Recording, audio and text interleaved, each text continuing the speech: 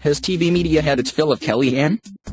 She goes out and lies and you find out about those lies a couple hours later, says Joe Scarborough. Kellyanne Conway has an on-air credibility crisis.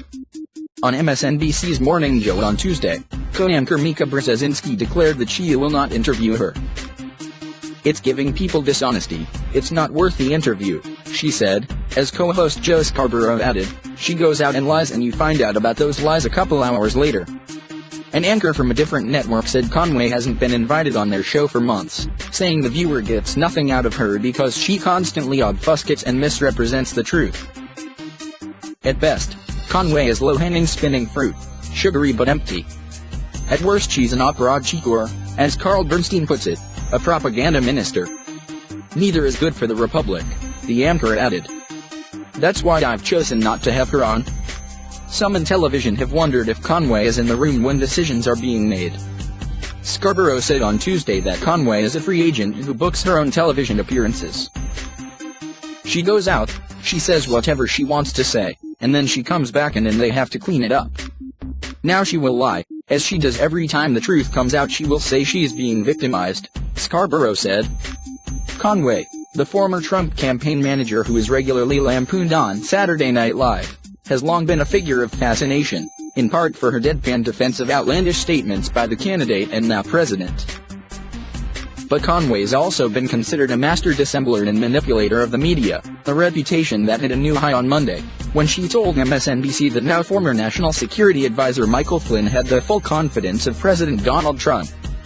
About an hour later, White House Press Secretary Sean Spicer said the White House was evaluating the situation around Flynn. By that evening, Flynn was gone. Monday's incident was just the latest TV-generated controversy that Conway has found herself in, making statements that later turned out to be false or misleading. And anchors have taken notice. 2 weekends ago, CNN declined to have Conway on their Sunday show State of the Union because the White House had offered the rest of the Sunday show's Vice President Mike Pence, and, as the network said in an official statement, it had serious questions about her credibility. But like other networks that have questioned Conway's truthfulness, CNN had trouble staying away from her. Conway was back on the air a few days later for an explosive 25-minute interview with Jake Tapper that lit up the internet. Conway and a White House spokesperson did not respond to a request for comment. To be sure, Conway is still in a senior role at the White House, so it's unlikely she'll be gone from the airwaves anytime soon. And according to Conway herself, the president personally asks her to go on television on his behalf. Kellyanne is still a senior advisor to president. "It would be silly not to book her if there is a relevant news story," said a source at NBC's Today Show. And there is an added benefit of having Conway on. Her interviews tend to lead to viral moments when anchors can get praised for being journalistic heroes for pushing back against her dubious assertions. Last week it was Tapper grilling Conway, admonishing the White House for its disregard for the facts and getting her to admit CNN was not fake news.